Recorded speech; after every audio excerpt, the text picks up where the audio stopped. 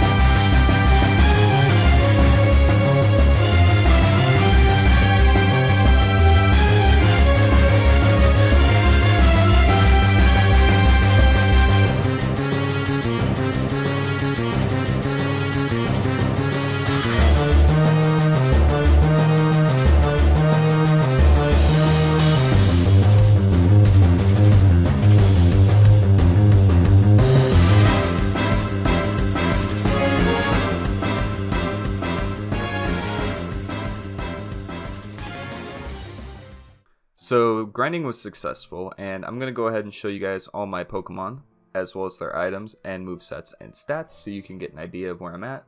I decided to get everyone to level 53 because I thought that would be a good level. It's the level of the strongest Pokemon of the first Elite Four member.